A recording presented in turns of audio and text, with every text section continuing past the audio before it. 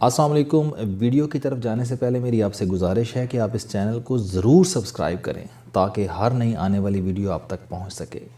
رینڈی پوش کارنگی melon university میں computer science کا استاد تھا۔ وہ پوری یونیورسٹی میں مشہور تھا۔ اساتذہ سے لے کر طالب علم تک یونیورسٹی کے تمام لوگ اسے بے انتہا پسند کرتے تھے۔ وہ پرسن آف دی ایئر اور دنیا کی 100 متاثر کن شخصیات کا ایوارڈ بھی حاصل کر چکا تھا۔ اس کا کیریئر بہت برائٹ تھا، جاب بھی اچھی چل رہی تھی اور اسے اپنا کام بھی پسند تھا۔ اس کے دوست احباب بھی تھے۔ وہ ہفتے میں 4 دن ایکسرسائز اور 3 دن واک اور جاگنگ کرتا تھا۔ اکاؤنٹ میں رقم بھی تھی اور وہ فیملی لائف بھی انجوائے کر رہا تھا۔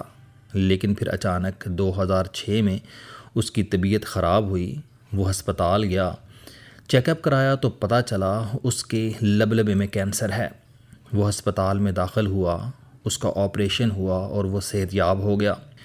2007 کے آخر میں اس کی طبیعت دوبارہ خراب ہو گئی۔ ڈاکٹروں نے معائنہ کیا اور اسے بتایا کینسر واپس آ گیا ہے اور اس مرتبہ یہ جگر تک پھیل چکا ہے، لہٰذا عملاً اس کے پاس 3 سے 4 ماہ بچے ہیں۔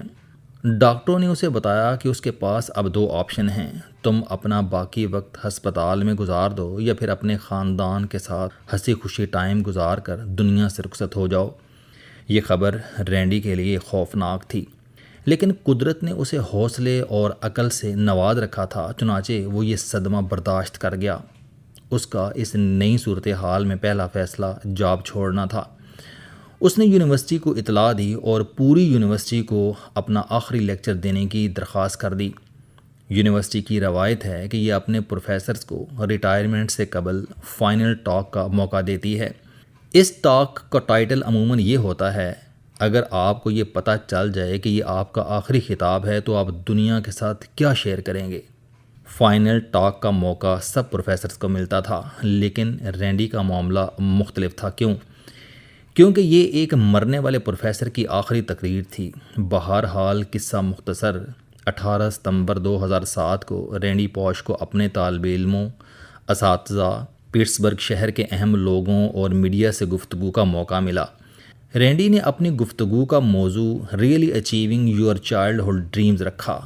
وہ لیکچر کمال تھا۔ اس نے نہ صرف شرکاء کو زندگی کا مختلف پہلو دکھایا بلکہ طالب علموں کو کامیابی کا ایسا راستہ بھی بتا دیا جو نظروں سے اوجھل تھا۔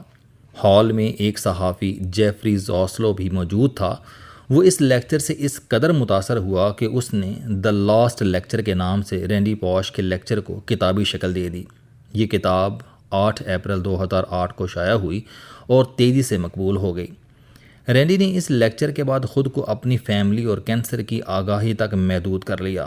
وہ اپنے خاندان کو وقت دیتا تھا اور کینسر جیسے موذی مرض کے بارے میں لوگوں کو بتاتا تھا۔ اس کا کہنا تھا کہ کینسر کے مریض لوگوں کو اپنے مرض کے بارے میں نہیں بتا پاتے کیونکہ ہم جیسے مریضوں کے پاس زیادہ وقت نہیں ہوتا۔ وہ اپنی گفتگو میں مشہور کینیڈین مائیکل جے فاکس کی مثال دیتا تھا۔ اس کا کہنا تھا مائیکل کو پارکنسن ہوئی تو اس نے اپنی ساری دولت اور وقت اس بیماری کے علاج کی دریافت اور آگاہی کے لیے وقف کر دیا، جبکہ کینسر کے مریضوں کے پاس بدقسمتی سے اتنا وقت اور سرمایہ نہیں ہوتا۔ چنانچہ میرے پاس جو وقت بچا ہے میں اس میں آپ کو بتا رہا ہوں۔ یہ مرض بہت خوفناک ہے، آپ اس کے بارے میں زیادہ سے زیادہ معلومات جمع کر لیں۔ بہرحال قصہ مختصر، 25 جولائی 2008 کو رینڈی پوش فوت ہو گیا، لیکن وہ جاتے جاتے دنیا کو دی لاسٹ لیکچر جیسی شاندار کتاب دے گیا۔ رینڈی پوش کے لیکچر میں بے شمار کہانیاں اور زندگی کے سبق تھے، لیکن ایک کہانی نے میرا دماغ جکڑ لیا۔ رینڈی نے بتایا کہ میں جوانی میں اپنے والد اور بیٹے کو ڈزنی لینڈ لے گیا۔ پارک میں ایک ٹرین چلتی ہے، لوگ آتے ہیں، ٹرین میں بیٹھتے ہیں اور کسی نہ کسی اسٹیشن پر اتر جاتے ہیں، اور جب دوبارہ ضرورت پڑتی ہے تو ٹرین میں پھر سوار ہو جاتے ہیں۔ ہم جب ایک ٹرین اسٹیشن پر پہنچے تو میرے والد نے عجیب فرمائش کر دی۔ انہوں نے کہا کہ میں بچپن سے ٹرین کے انجن میں ڈرائیور کے ساتھ بیٹھ کر سفر کرنا چاہتا تھا، لیکن مجھے پوری زندگی میں یہ موقع نہیں ملا۔ کیا تم میرے لیے اس انجن ڈرائیور کو راضی کر سکتے ہو؟ میں نے چند لمحے سوچا اور پھر انجن ڈرائیور کے پاس چلا گیا۔ میں نے اس کے کان میں کچھ کہا اور اس نے فوراً ہاں کر دی۔ میں نے والد اور بیٹے کو ساتھ لیا اور ہم تینوں انجن میں ڈرائیور کے ساتھ بیٹھ گئے۔ ہم نے پورے پارک کا چکر لگایا۔ ڈرائیور راستے میں ہمیں انجن اور ٹرین کے بارے میں بتاتا رہا۔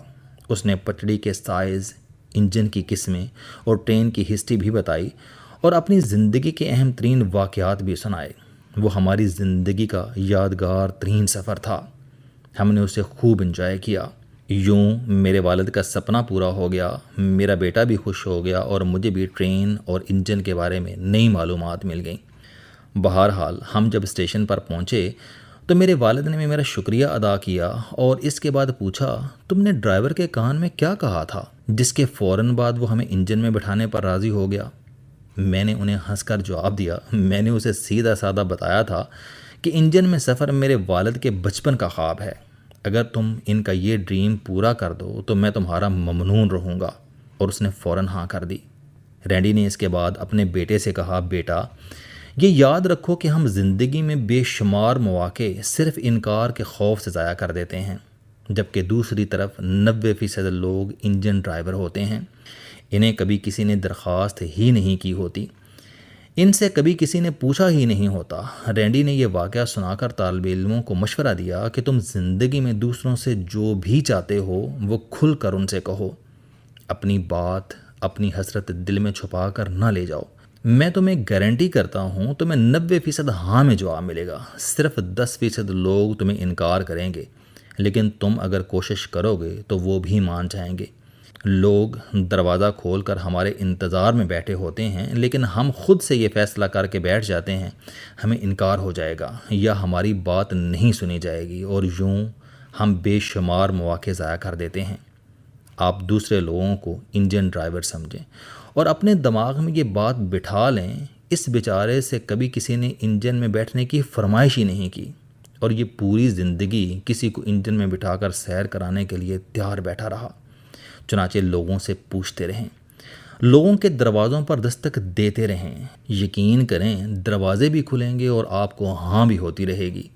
میں نے یہ واقعہ رینڈی پوش کی کتاب میں پڑھا تھا، یہ اس کے آخری لیکچر کا حصہ تھا۔ آپ یقین کریں اس کے بعد مجھے میری زندگی کے بے شمار ایسے مواقع یاد آئے جو میں نے صرف انکار کے خوف سے ضائع کر دیے تھے۔ میں جو پڑھنا چاہتا تھا میں آدھی زندگی وہ نہیں پڑھ سکا۔ میں نے کالج کی زندگی سائنس میں ضائع کر دی، جبکہ میں بڑی آسانی سے آرٹس پڑھ سکتا تھا۔ میں نے بس پرنسپل سے درخواست کرنی تھی اور میرے 2 سال بچ جاتے، لیکن میں 2 سال درخواست جیب میں رکھ کر پرنسپل کے دفتر تک جاتا اور واپس آتا رہ گیا۔ میرے والد بیمار تھے، وہ بھائی کے گھر گئے اور واپس نہیں آئے۔ میں انکار کے خوف سے انہیں لینے نہیں گیا اور یوں والد میری زندگی سے نکل گئے۔ میں اپنے بچوں سے بے شمار باتیں کرنا چاہتا ہوں، لیکن یہ سوچ کر رک جاتا ہوں کہ یہ کیا کہیں گے، یہ کیا سوچیں گے، اور اگر انہوں نے انکار کر دیا تو اس سے میری بے عزتی ہو جائے گی۔ میں جوں سوچتا گیا میرے سامنے حماقتوں کا انبار لگتا چلا گیا، اور جب میں نے اپنی کامیابیوں کا تخمینہ لگایا تو پتہ چلا یہ سب اللہ تعالیٰ کے دیے اس حوصلے کا نتیجہ ہیں میں جس کے تحت کسی کے پاس چلا گیا تھا، یا میں نے کسی انجن ڈرائیور سے درخواست کر دی تھی اور اس درخواست نے میری زندگی کا راستہ بدل دیا تھا۔ پنجاب کے کسی گاؤں میں سردار کی خوبصورت بیٹی بدصورت اور ان پڑھ مراسی کے ساتھ بھاگ گئی۔ سردار کسی نہ کسی طرح بیٹی تک پہنچ گیا اور اس سے صرف ایک سوال پوچھا، بیٹا جب گاؤں میں ایک سے بڑھ کر ایک خوبصورت اور خاندانی جوان موجود تھے تو تمہیں اس لدڑ کے ساتھ بھاگنے کی کیا ضرورت تھی؟ بیٹی نے شرما کر جواب دیا، پورے گاؤں میں صرف اس نے مجھے بھاگنے کی دعوت دی تھی، میں گھر سے بھاگنے کے لیے تیار بیٹھی تھی، اس نے آفر کی اور میں سامان لے کر اس کے ساتھ نکل گئی۔ رینڈی پوش کا انجن ڈرائیور بھی سردار کی بیٹی تھا، یہ بھی مدت سے کسی کے پوچھنے کا انتظار کر رہا تھا۔ رینڈی نے پوچھا اور اسے ہاں ہو گئی۔ آپ بھی اپنے دائیں بائیں دیکھیں، آپ کو بھی ایسے سینکڑوں انجن ڈرائیور نظر آئیں گے جو روزانہ آپ کے منہ کھلنے کا انتظار کرتے رہتے ہیں۔